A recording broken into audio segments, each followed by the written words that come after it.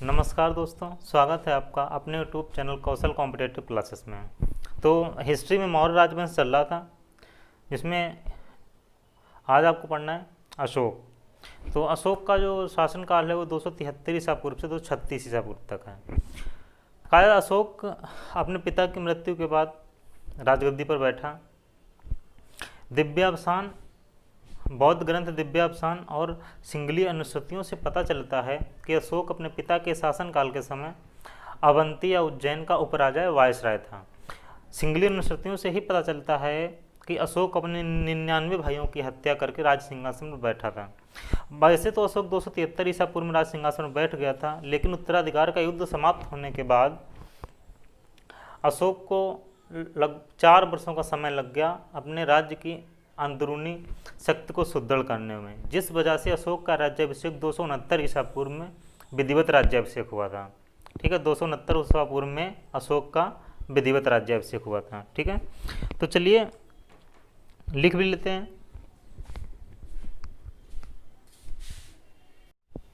तो चलिए देखते हैं। बिंदुसार की मृत्यु के बाद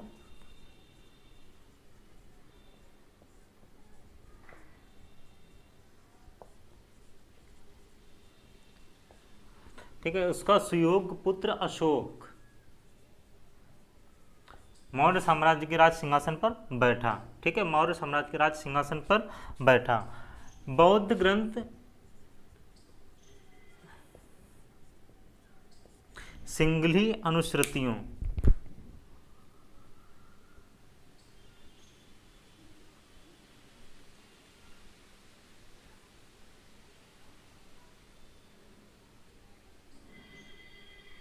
बौद्ध ग्रंथ सिंगली अनुश्रुतियों से पता चलता है कि अशोक अपने 99 भाइयों का कत्ल कर 99 भाइयों की हत्या कर राजगद्दी प्राप्त की थी। ठीक है, इसके बाद बौद्ध ग्रंथ दिव्यावसान। बौद्ध ग्रंथ दिव्यावसान में अशोक की माता का नाम सुभद्रांगी मिलता है। ठीक है, अशोक की माता का नाम क्या मिलता है? सुभद्रांगी मिलता है।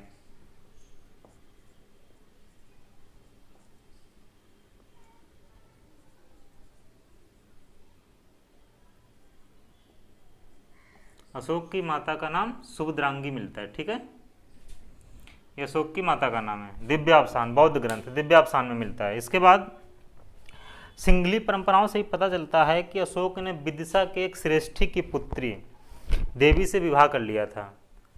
ठीक है, जो उसी ये इसकी पहली पत्नी थी और देवी से ही संघमित्रा का जन्म हुआ था। ठीक है, देवी से ही महेंद्र और संघमित्रा का जन्म हुआ था।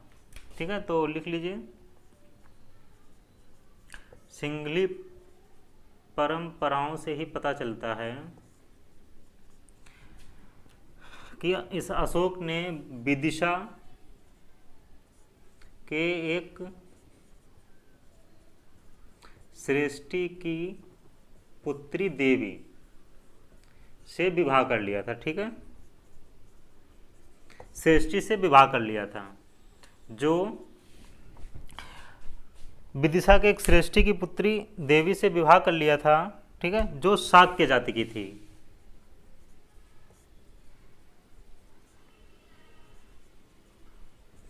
इसी से महेंद्र और संघमित्रा का जन्म हुआ था। इसी से महेंद्र और संघमित्रा का जन्म हुआ था। ठीक है, यह इसकी पहली पत्नी थी।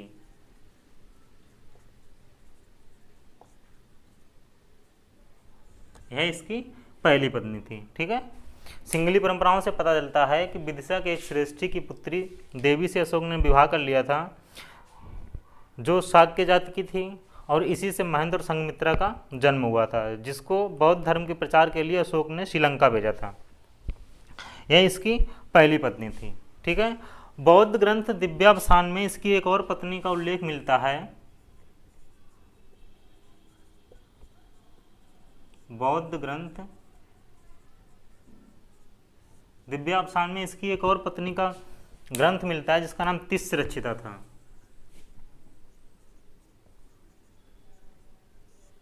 ये पत्नी थी अशोक की, ये इसकी दूसरी पत्नी थी। ठीक है, बौद्ध ग्रंथ दिव्यावसान से ही इसकी एक और पत्नी का उल्लेख मिलता है, तिस्रक्षिता, जो इसकी दूसरी पत्नी थी, जो इसकी दूसरी पत्नी थी। आप लोग इसका स्क्रीनशॉट ले लीजिएगा। अब देखिए, अशोक के प्रयाग स्तंभ शिलालेख में अशोक की एकमात्र रानी का उल्लेख मिलता है, कुरबाकी का। कुरबाकी तीवर की माता थी। वहीं बौद्ध ग्रंथ दिव्यावसान में अशोक के सिर्फ 2 भाइयों का उल्लेख मिलता है, सुसीम और विगताशोक का। ठीक है, तो प्रयाग स्तंभ शिलालेख में अशोक की एकमात्र रानी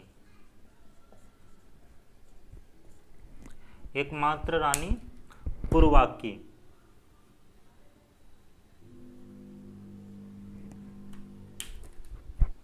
का उल्लेख मिलता है। ठीक है,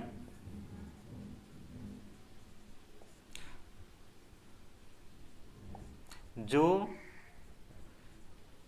तीवर की माता थी, जो तीवर की माता थी। ठीक है, बौद्ध ग्रंथ दिव्यावसान अशोक के 2 भाइयों का उल्लेख मिलता है, सुसीम और विगताशोक। सुसीम और विगताशोक। ठीक है, इसके 2 भाइयों का उल्लेख मिलता है, सुसीम और विगताशोक। उत्तराधिकार का युद्ध समाप्त होने के बाद अशोक को 4 वर्षों का समय लग गया अपने साम्राज्य की अंदरूनी शक्ति सुदृढ़ करने में, जिस कारण से अशोक का विधिवत राज्याभिषेक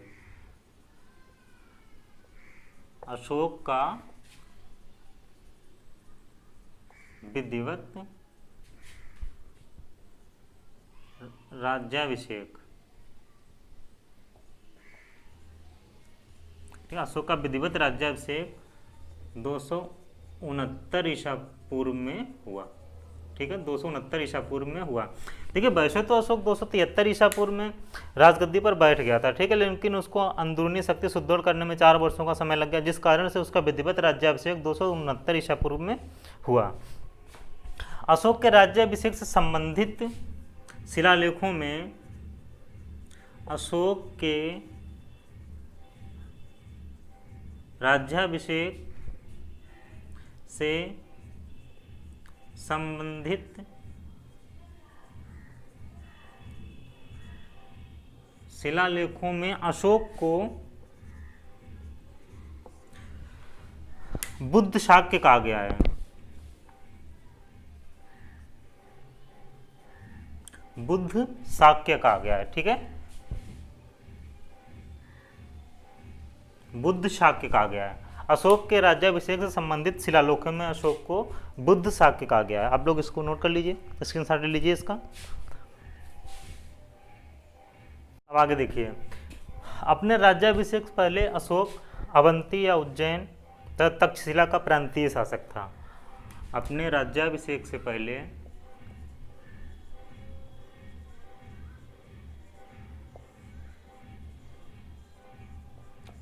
अशोक अवंती,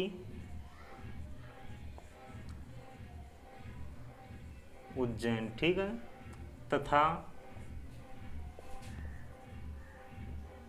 तक्षशिला का प्रांतीय शासक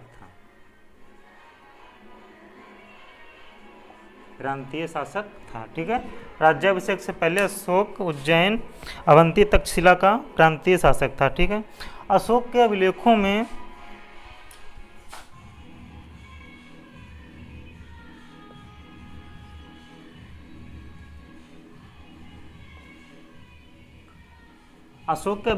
अशोक को देवानामपीय या देवानामपीय 10 या राजा, ठीक है, देवानामपीय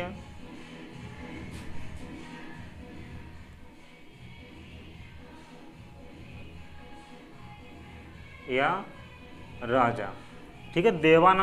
देवानंपियदसि या राजा की उपाधियों से संबोधित किया गया है। अशोक के अभिलेखों में अशोक को देवानंपिय या देवानंपियदस या राजा के नाम से भी जानते हैं, ठीक है।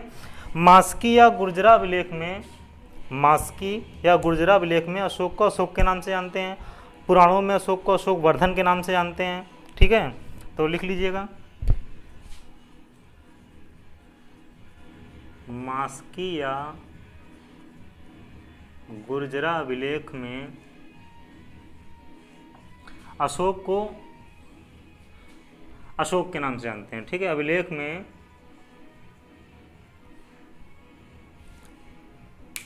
अशोक नाम से जानते हैं, ठीक है। अशोक नाम से जानते हैं मास्की या गुर्जरा अभिलेख में। पुराणों में अशोक वर्धन के नाम से जानते हैं,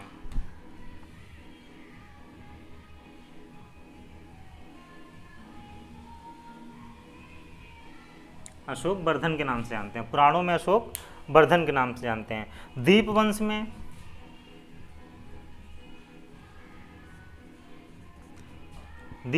में उज्जैनी करमौली के नाम से जानते हैं,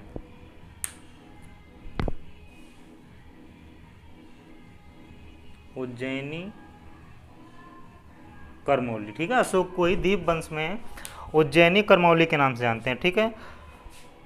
भाब्रू लेख में अशोक अपने को मगध का राजा कहता है। भाब्रू अभिलेख में, इसको भी लिख लीजिएगा, भाब्रू अभिलेख में अशोक अपने को मगध का राजा कहता है। भाब्रू अभिलेख में अशोक अपने को मगध का राजा कहता है, ठीक है। चलिए स्क्रीनशॉट ले लीजिए इसका फटाफट। अब देखिए आगे, राज्याभिषेक के 7वें वर्ष अशोक ने कश्मीर और खातून क्षेत्रों को विजित किया और उन्हें अपने साम्राज्य में मिलाया। कल्हड़ की राजतरंगिणी से पता चलता है कि अशोक ने कश्मीर में वितस्ता नदी के किनारे श्रीनगर नामक शहर की स्थापना की थी, ठीक है। तो लिख लीजिए, अपने राज्याभिषेक के 7वें वर्ष अशोक ने कश्मीर एवं खोतान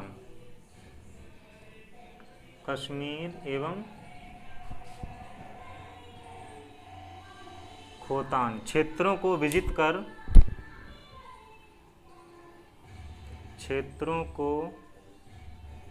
जीतकर अपने साम्राज्य में मिलाया, ठीक है। अपने राज्याभिषेक के 7वें वर्ष अशोक ने कश्मीर एवं खोतान को जीतकर अपने साम्राज्य में मिलाया। कल्हड़ की राजतरंगिणी,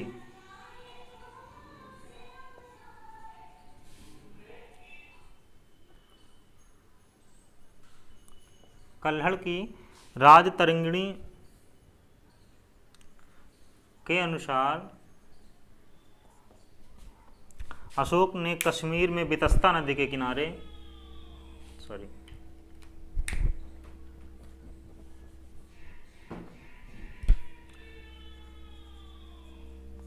कश्मीर में वितस्ता नदी के किनारे श्रीनगर नामक नगर की स्थापना की, ठीक है। वितस्ता नदी के किनारे श्रीनगर नामक नगर की स्थापना की। चलिए इसका भी स्क्रीनशॉट ले लीजिए। चलिए इसके बाद राज्याभिषेक के 8वें वर्ष अशोक ने कलिंग पर आक्रमण किया। तो चलिए अब देखते हैं कलिंग के बारे में, ठीक है। तो अब देखेंगे कलिंग का युद्ध या उसके परिणाम, ठीक है।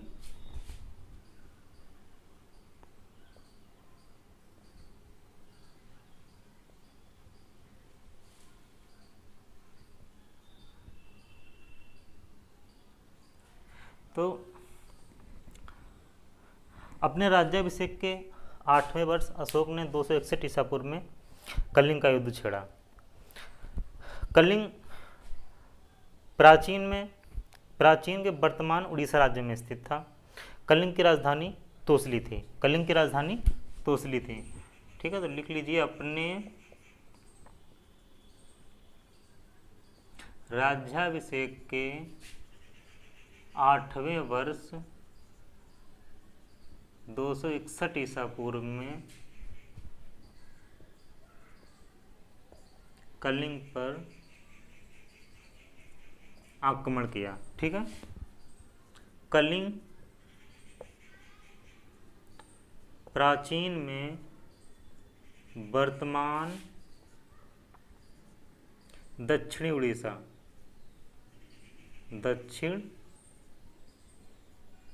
उड़ीसा राज्य में स्थित था। ठीक है, कलिंग की राजधानी तोसली थी। कलिंग की राजधानी तोसली थी। कलिंग की राजधानी तोसली थी। ठीक है, कलिंग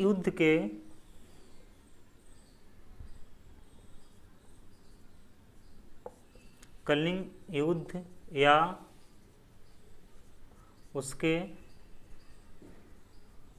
परिणामों के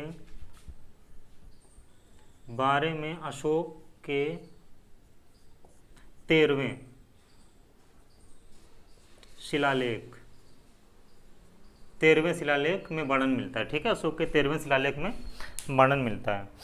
अब देखिए, कहा जाता है कि अशोक ने कलिंग पर आक्रमण क्यों किया, कलिंग से युद्ध क्यों किया, तो इस विषय में विद्वानों में मतभेद है। ठीक है, प्लिनी के अनुसार कलिंग व्यापारिक दृष्टि से अधिक महत्वपूर्ण था, जिस वजह से अशोक ने वहाँ पर आक्रमण किया। तारानाथ के अनुसार कलिंग में जो समुद्री लुटेरे नागा जाति के रहते थे, उन्होंने अशोक की मणिकाओं को चुरा लिया था, जिनको पुनः वापस करने के लिए अशोक ने कलिंग पर आक्रमण किया। कौटिल्य के अर्थशास्त्र में कहा गया है कि कलिंग हाथियों के लिए प्रसिद्ध था, जिस वजह से अशोक ने वहाँ पर आक्रमण किया। तो इस विषय में काफ़ी मतभेद हैं। ठीक है, इस विषय में काफ़ी मतभेद हैं। कलिंग के अशोक के 13वें शिलालेख में ये बताया गया है कि इस युद्ध में लगभग 1,50,000 लोग युद्ध बंदी बना लिए गए थे। 1,50,000 लोग युद्ध बंदी बना लिए गए थे और लगभग 1 लाख लोग मारे गए थे। 1 लाख लोग मारे गए थे। ठीक है, 13वें शिलालेख से ये पता चलता है कि कलिंग युद्ध में 1,50,000 लोग बंदी बना लिए गए थे और 1 लाख लोग लगभग मारे गए थे। तो इसका स्क्रीनशॉट ले लीजिएगा। अब देखिए, कलिंग को जीतकर मगध साम्राज्य में मिला लिया गया और कलिंग के 2 अधीनस्थ केंद्रों में विभाजित किया गया। दक्षिणी केंद्र जिसकी राजधानी उत्तरी केंद्र जिसकी राजधानी तोसली थी और दक्षिणी केंद्र जिसकी राजधानी जौगढ़ थी। ठीक है, तो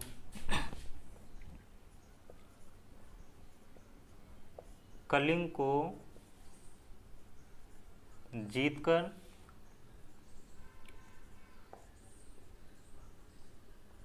मगध साम्राज्य में मिला लिया गया। ठीक है, कलिंग को जीतकर मगध साम्राज्य में मिला लिया गया। कलिंग के 2 अधीनस्थ प्रशासनिक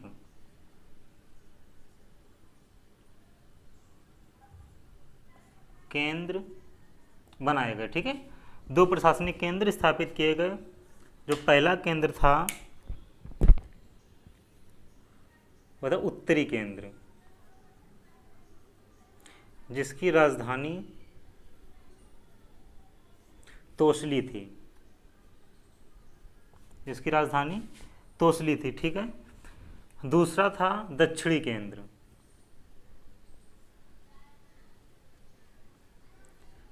जिसकी राजधानी जौगढ़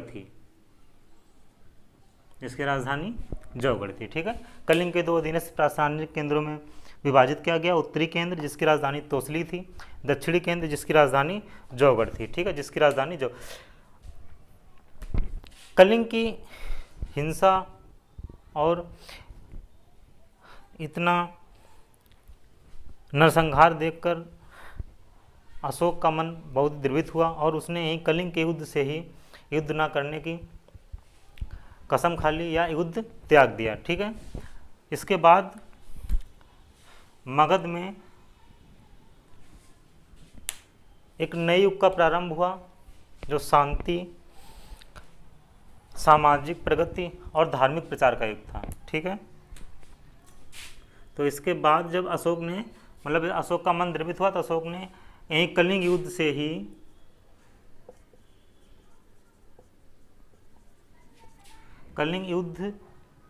ही उसने सदा के लिए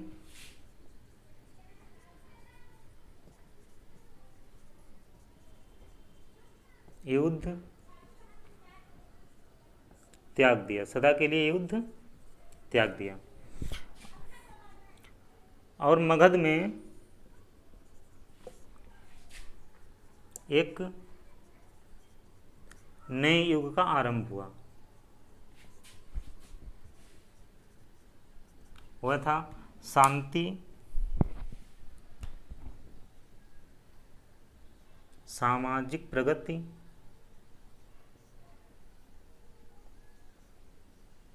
सामाजिक प्रगति और धार्मिक सुधार या धार्मिक प्रचार का युग, ठीक है, धार्मिक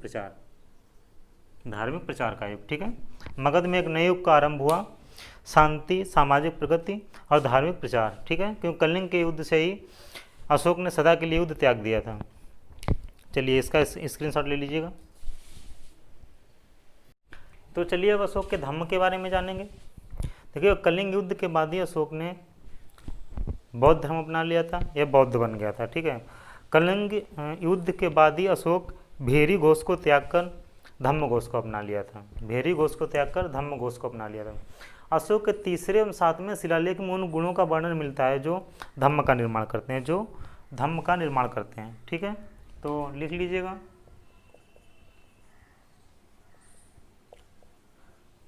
कलिंग युद्ध के बाद अशोक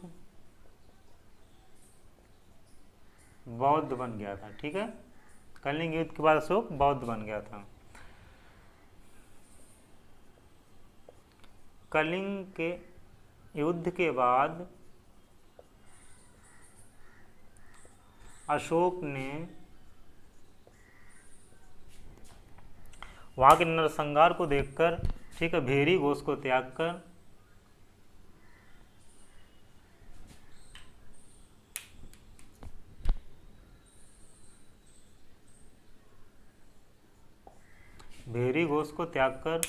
धम्म घोष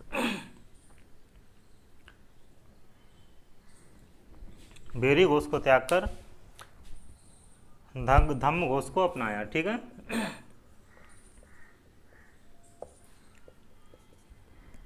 अशोक के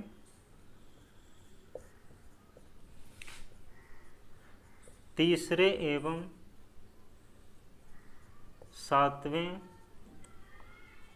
शिलालेख में उन गुणों का वर्णन मिलता है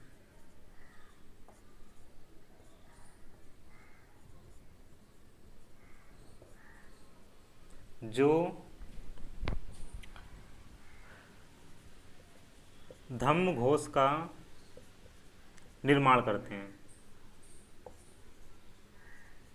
ठीक है। अशोक के तीसरे एवं सातवें शिलालेख में उन गुणों का वर्णन मिलता है जो धम्म घोष का निर्माण करते हैं, ठीक है। अशोक के भाब्रू, ठीक है, विराट लघु शिलालेख में अशोक के धम्म का वर्णन मिलता है, ठीक है। अशोक के धम्म का उल्लेख है किसमें? भाब्रू विराट लघु शिलालेख में अशोक के धम्म का उल्लेख मिलता है, उल्लेख मिलता है। ठीक है, भाब्रू विराट लघु शिलालेख में अशोक के धम्म का उल्लेख मिलता है। ठीक है, और इसी शिलालेख में इसी शिलालेख में अशोक का त्रिरत्न में विश्वास, ठीक है, इसी शिलालेख में ये उल्लेख मिलता है कि अशोक त्रिरत्न में विश्वास करता था। वह त्रिरत्न थे बुद्ध, धम्म और संघ। वह त्रिरत्न क्या थे? बुद्ध, धम्म और संघ। ठीक है, भाब्रू लघु शिलालेख में अशोक के धम्म का वर्णन मिलता है और इसी शिलालेख में ये मिलता है कि अशोक त्रिरत्न में विश्वास करता है। तो वह त्रिरत्न धम्म, बुद्ध, धम्म और संघ। ठीक है, तो चलिए आप लोग इसका स्क्रीनशॉट ले लीजिए। तो आज का टॉपिक इतने रखते हैं। ठीक है, कल के टॉपिक में अशोक के शिलालेख बचे हैं, वो आपको पढ़ा देंगे। तो क्लास पसंद आई हो तो शेयर करें, सब्सक्राइब करें, लाइक करें और कमेंट करके ज़रूर बताएं क्लास कैसी लगी है। तो नेक्स्ट टॉपिक में मिलते हैं। जय हिंद दोस्तों।